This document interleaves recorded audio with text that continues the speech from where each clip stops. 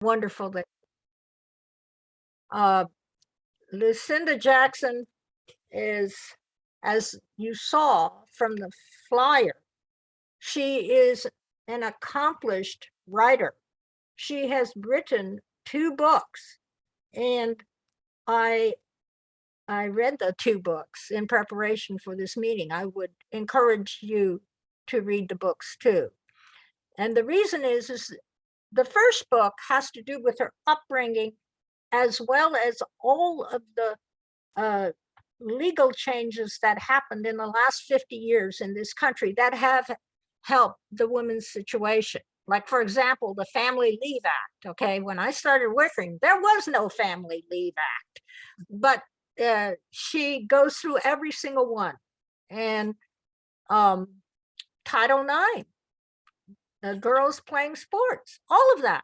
Okay, so I would encourage you to read that, and you'll get a detailed view of her background. The second book has to do with what happens when you retire. What happens? You don't go to Chevron anymore. She had gone there for 28 years, but now she was on her own. And so she and her husband joined the Peace Corps to serve. Okay. And so service in the Peace Corps has a definite time period, and that ended. And then she had to decide what to do again. And while she was at Chevron, she made big decisions. I mean, she was head of the health, environmental, and safety concerns of the entire corporation. All right. The only reason I didn't know her is because my part of the corporation elected to have its own safety program. So I never met her, even though we were at Chevron at the same time. Anyway, she decided to serve again. And this time she made the decision to join the ACS, because her PhD is in a biological science. And you know that biologists don't join the ACS normally, right? So she found us, and boy, are we lucky, because she has teamed up with, and this is somebody that you all know if you're as old as I am, Bill Carroll. And they have done seminars together about careers and what happens at retirement, things like that. So without further ado, I think I gave you an idea about what your homework is. Read those books, okay? And you'll get a lot out of them. So Lucinda, do you want to start? Yes. Thank you for the great introduction, Elaine. And I have a few slides, so let me share those. Let's see. It says host disable participant screen sharing. So you need to fix that. Fanny, can you fix that? Elaine, only you can make other people co-host, so you have to fix that. Just make her co-host. Oh, right. Okay. Always get to start with some technical issues. Yes. I thought I made you a co-host, Fanny. You did, but I can't make other people co-host. Only the host can make co-hosts. Oh. Okay. Where did it go?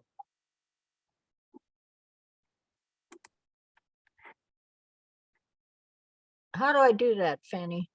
Where did go on participants. Yeah, I'm there. Where I'm is Lucinda, click more, and then you should have a make co-host option. Okay. Oh, wait a minute. Here it is. Allow participant, no. Ask make mute, no. Where is the co-host thing? Wait, maybe if I go on her name? Yes, go on her name. Okay, I'm going to her name if I can find it.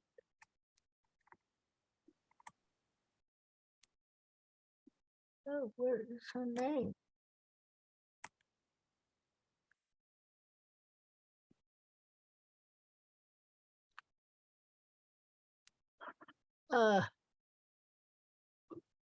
Where is Lucinda's name? I don't see Lucinda's name. All right, we can go around. So we can make it an honor system. So I'm making it so that all participants can share. So no one else shares except Lucinda. Okay. Oh, I see her name. Okay, all right. Okay. Make co-host. Sorry. Perfect. There you go. Yes. All right. Okay, Lucinda, sorry. Okay. Just a minute.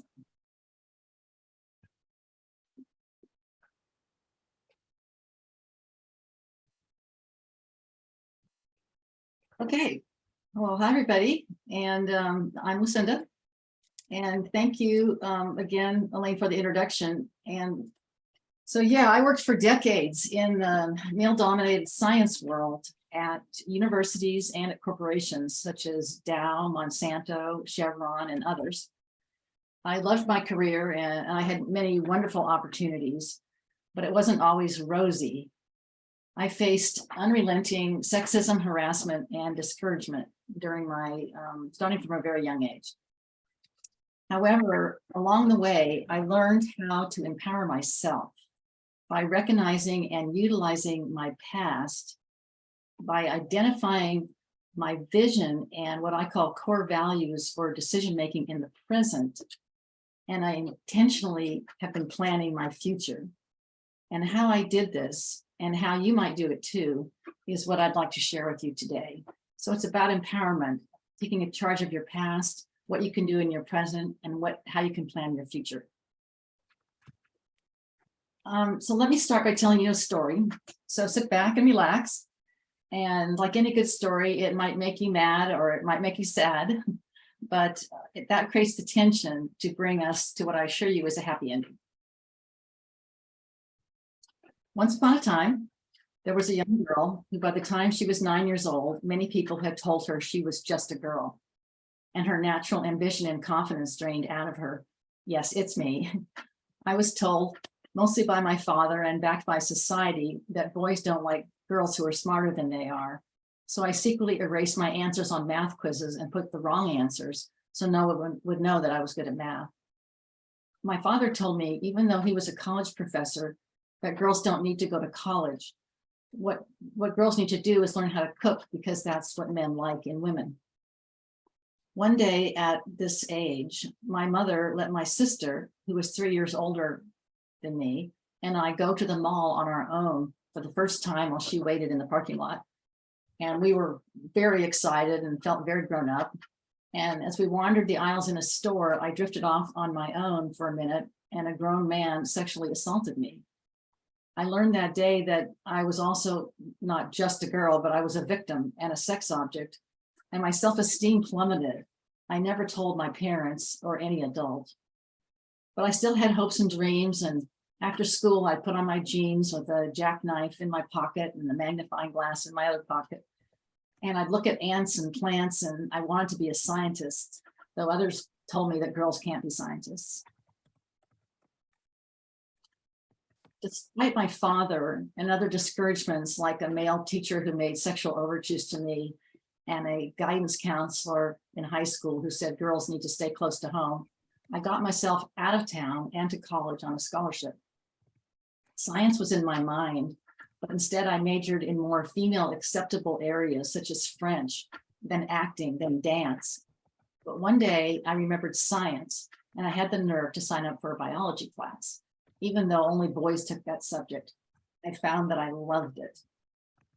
Along the way, I faced many curveballs that were thrown at me. One day, working quietly in a cornfield conducting research studies as part of my university job, my boss attacked me.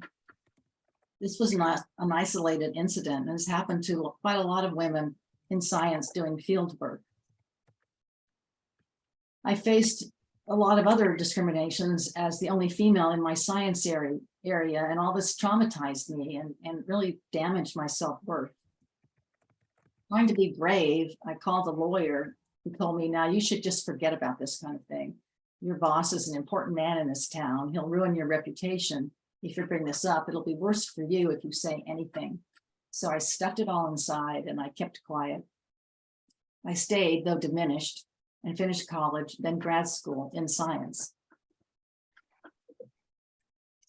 I found a job finally. It wasn't easy. They weren't hiring women in the early 1970s.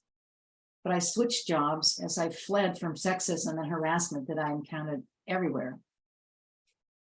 For example, later on in the night when this happy photo was taken, I had a new purple dress my mom had picked out for me. Colleagues I trusted broke their way into my hotel room and demanded sex. I blamed myself and the purple dress. I was very lost and suffered a lot of shame and self-blame. I didn't have any confidence. I didn't know who I was. Still, I tried to speak up, and this time I went to human resources of my company, but they told me, oh yeah, we've had, reports about this kind of thing. If it happens again, we might have to do something about it, but not now. I shuffled off, and once again, I was pretty discouraged. But I went back to school, and I got a PhD in science and scratched my way up the corporate ladder. I became an executive in a large energy company, and I traveled all over the world working in all aspects of energy, oil and gas, wind, solar, environmental sustainability, and I had an amazing corporate career as an industry-wide leader. So how did this happen? How did I go from a secret past of shame and no confidence to a future of leadership? So I'll pause the story here to share with you how I came to grips with my past, how I healed, and I used some difficult former experiences as strengths in the presence and as the foundation of my future. One way I've reconciled with my past is I just started reading and researching the context of the era I grew up in the legal climate, as Elaine mentioned, the timing and the environment. In terms of the legal climate, there were no laws. Sexism, discrimination against women, and sexual harassment were all completely legal. And the few of us women who had broken in were afraid to speak up because we knew we would be fired. All this happened to me in the pre-#MeToo movement. I thought I was all alone. When the #MeToo tweet came out 5 years ago on October 17th, 2017, within 24 hours, 4.7 million users shared the words on Facebook. I wasn't alone, and I realized I was in a male-dominated industry. First, I worked in agriculture, and then in oil and gas. I learned that we women in male-dominated fields, such as science, face some special challenges that women in more women parity fields do not experience as intensely as we do. As a matter of fact, the firm Catalyst did a really great study on this just last year and found we women in male-dominated organizations, universities, companies, nonprofits, compared to those in companies with more equal men-female, men-women ratios, face several things. We face more negative beliefs about women's leadership abilities. We don't receive as much mentoring and career development as women in other fields. And we experience more sexual harassment in the workplace, in addition to before entering the workplace, such as in college, which was certainly true for me. But whatever the context is, what I found was that understanding it is really a huge key. And so it can bring you tremendous relief and consolation and strength. And this did wonders for me. So part of this research about your situation in the past can also be counseling to find out more about ourselves. So it's something I really recommend, about coming to, if you have any secrets in your past, face them and look at them and think about how you can use them as a strength. And we all have secrets. I know I did. I didn't let my past stop me. I didn't leave. I stayed in science. I kept showing up every day.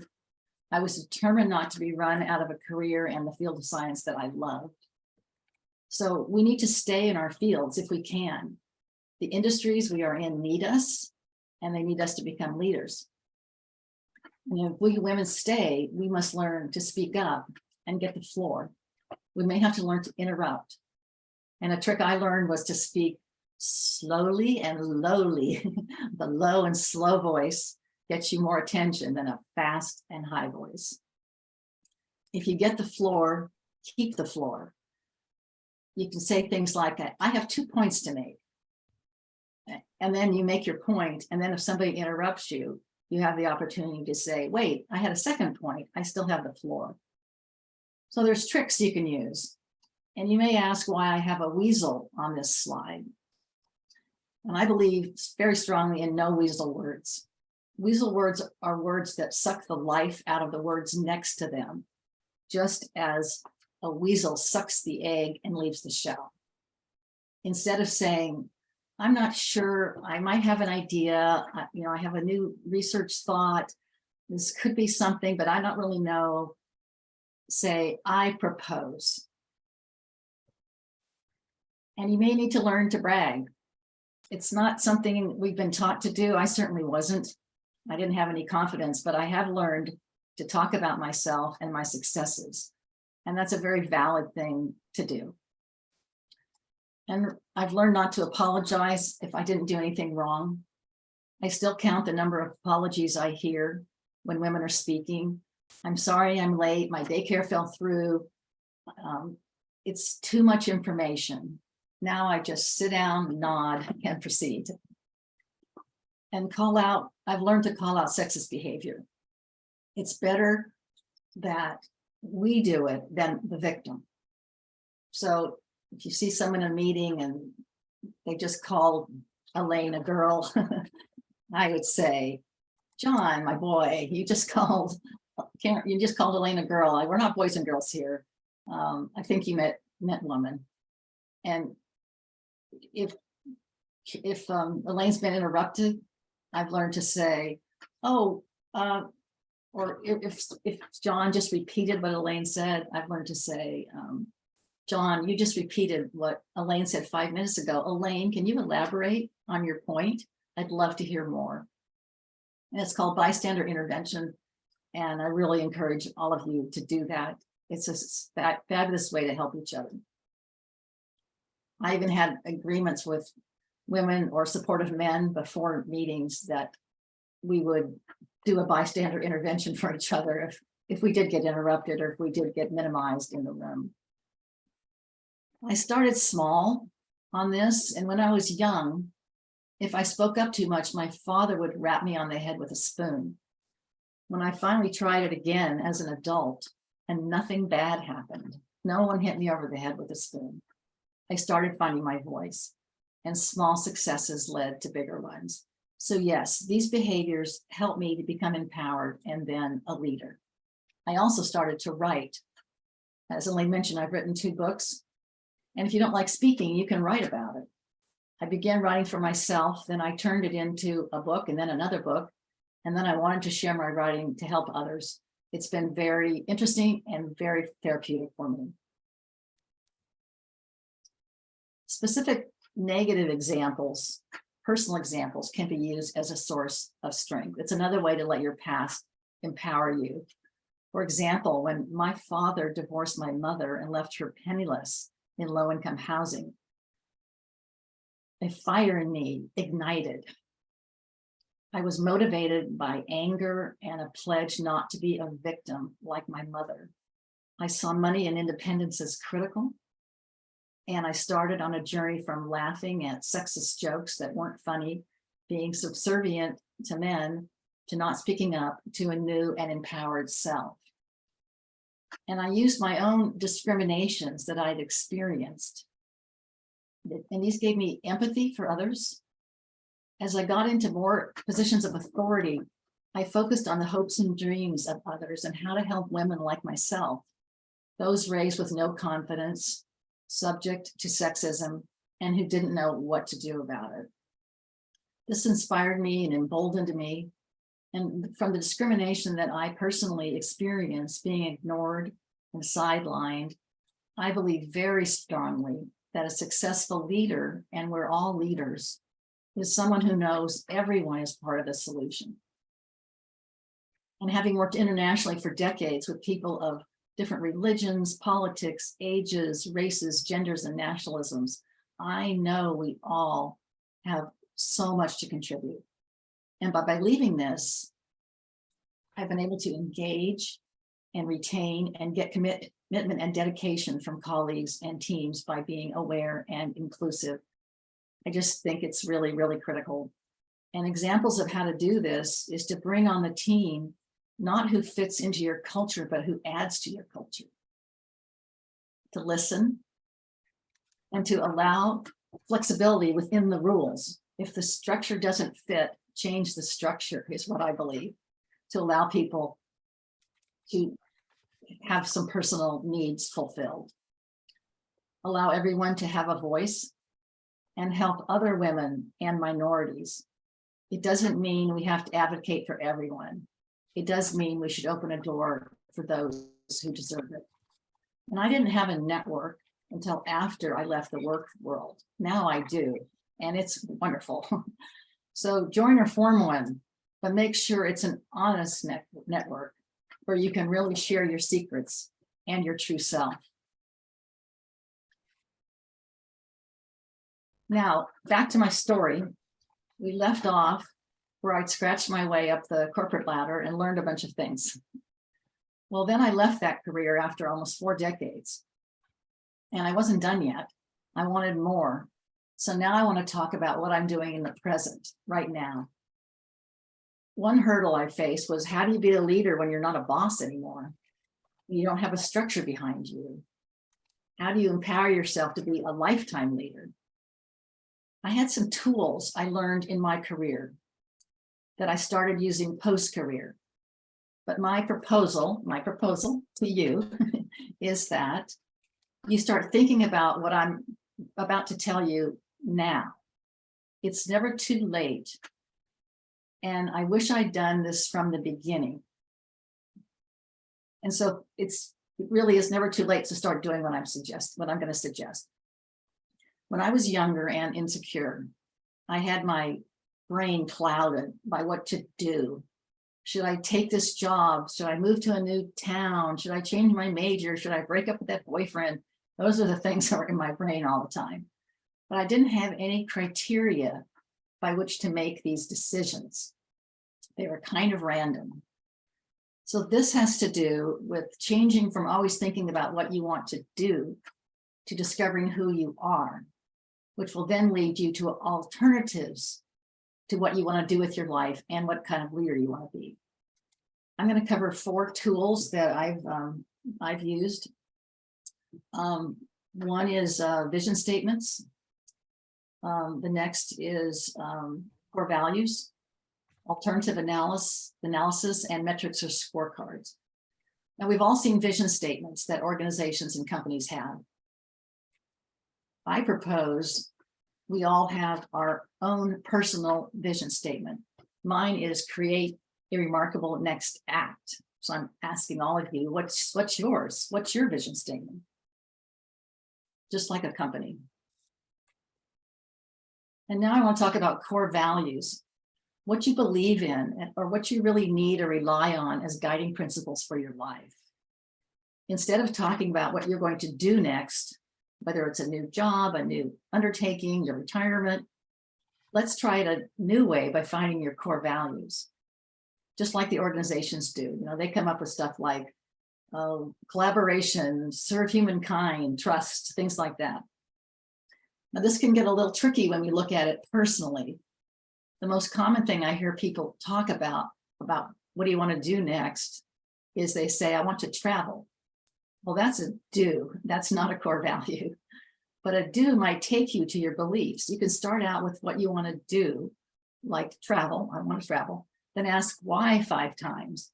Why do you want to travel? And that can take you to a core value. Why do you want to travel? Well, it's fun. Well, why is it fun? It's exciting. Why is it exciting? Well, it's interesting. Why else? It's new and novel. Why does new and novel appeal to you? Well, it might be because with new and novel, you can really tap into your curiosity, your adventure, and your learning. So those are your core values. And now we're getting someplace. Another way to find your core values is by lists readily available online. I've found a lot of these online, and I've grouped these in buckets. For example, you may feel you have some key belief in creativity. That's the third column over there that's on the top. And look at that a little more closely. It may be that you really enjoy using your imagination, or you have a strong sense of wanting to explore. So this helps you be more specific about what your core value is. Or if you're achievement oriented, like I'm sure a lot of us here are, maybe it's that you want a challenge, or maybe it's really about wanting recognition. So those are core values. And this kind of exercise helps you get to the bottom of your beliefs. I've worked a lot on these tools for myself. I gave my work a title. I called it Project Escape, both to symbolize my moving away from corporate work and escaping the somewhat false identity that I assumed in that work. Then I worked on my vision statement and then hit my core values. It was hard. I had to dig deep. It's not all pretty. For example, I originally had paycheck as a core value, which if you think about it, not a very good one, because I thought that I needed to be paid in order to feel valued. So it was really value that I was looking at. It wasn't a paycheck that brought me satisfaction. It was that I needed to be valued, but it was hard to admit that. It was what I needed. It was kind of embarrassing. And others, like my authentic self is another of my core values. I wasn't for so many years in male-dominated work settings. So this one's very important to me. Noble purpose is another one. I've always been idealistic. I felt constrained in corporate settings, so I wanted freedom and adventure. And I also, was comfortable in structured organizations, so I thought structure was something I needed. So I added that as a core value. I suggest 4 to 5 core values for yourself. And these are both my personal values and my leadership values. I used these tools from my corporate days. And so I use an alternative analysis table, a good corporate tool. And I put my core values in this alternative analysis table. I talked to tons of people and read lots of books and then researched ideas for how to satisfy my core values. So I put the core values across the left, and then across the top of the chart, I put some of these ideas that I had for people about my next act. I had ideas like staying near my home and volunteering, starting my own business, getting a new paid position. The Peace Corps, as Elaine mentioned, was one of them that I thought of. And I realized they were still in existence. I had wanted to join the Peace Corps when I was in high school. And so I evaluated by using the yellow dots to determine which activities met my core values. And I felt the Peace Corps met most of my criteria and core values, and also paid a salary and room and flight, so I'd earn some money and it wasn't an expense. So I did it. I found science positions and talked my somewhat reluctant husband, who is also a scientist, into it too. And here we are, starry-eyed, me anyway, my husband admittedly looking a little skeptical, in the island nation of Palau in Micronesia. My big plan was to make Peace Corps my future, become a regional manager, head of the whole thing. It was my solution to my new life and a lifetime leadership. So I want to introduce you to the last tool I mentioned that I recommend using. It's a scorecard to keep track of metrics. And I use my core values as my metrics for the Peace Corps experience. They're listed there along the left. And then I used a green equals success, yellow in trouble, and red equals failing designation. Now you can see the Peace Corps was a bit of a flop. It's all yellow and red. I couldn't really be my authentic self there. We were so poor, and I was some other version of myself dominated by poverty. The Peace Corps had miscalculated our budget, And they had an emphatic rule that we couldn't spend our own money. So we were among the poorest people in the country. And I had a noble purpose there, so I gave that a yellow.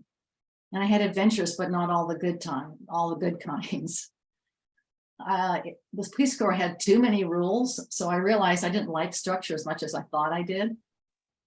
And I did not feel valued. The local people didn't want us there. They felt they were already a developed country and didn't need Peace Corps people telling them how to be more sophisticated.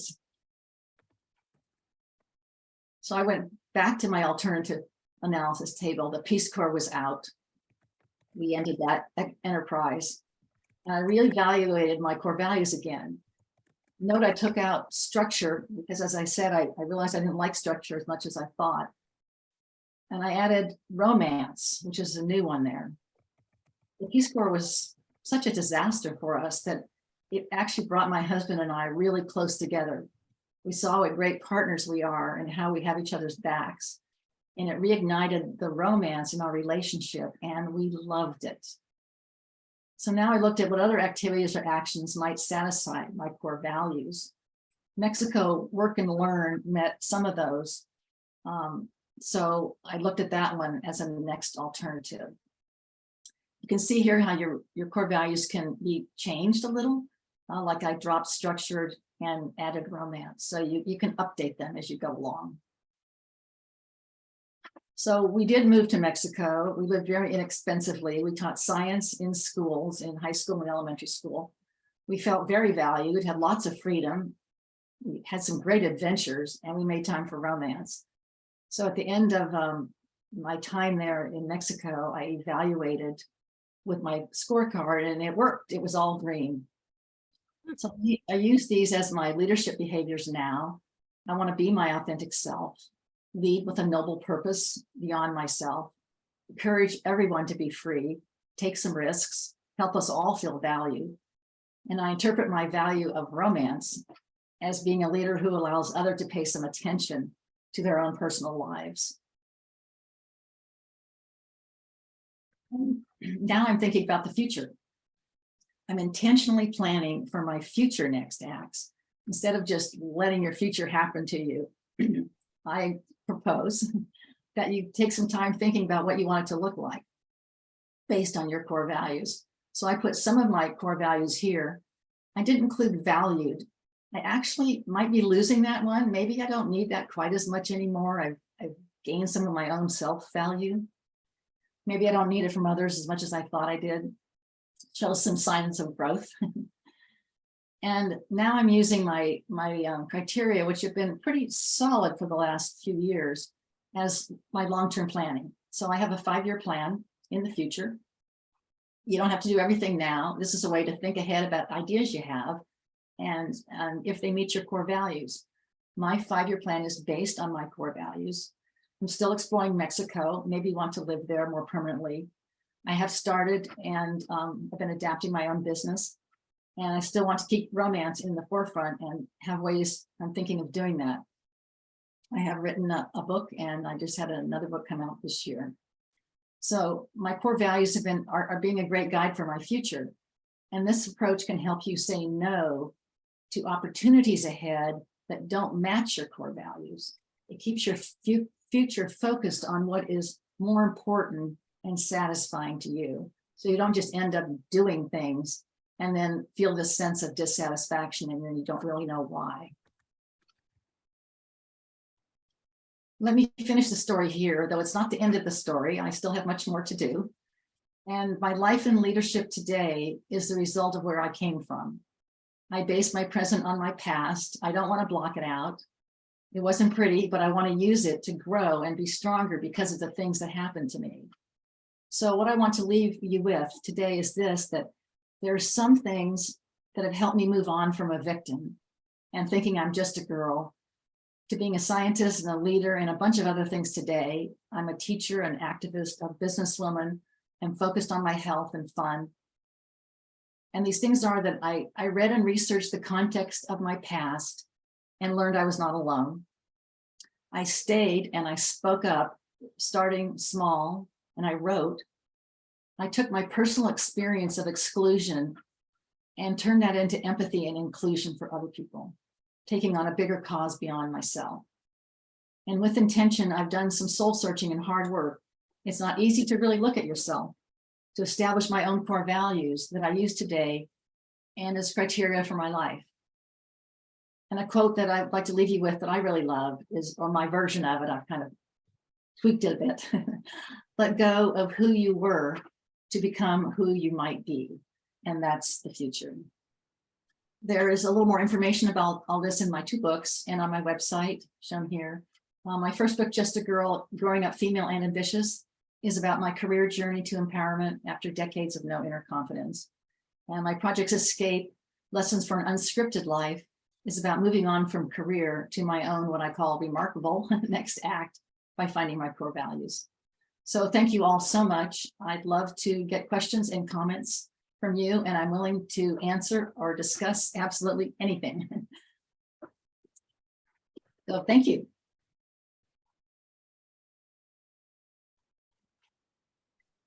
We're back.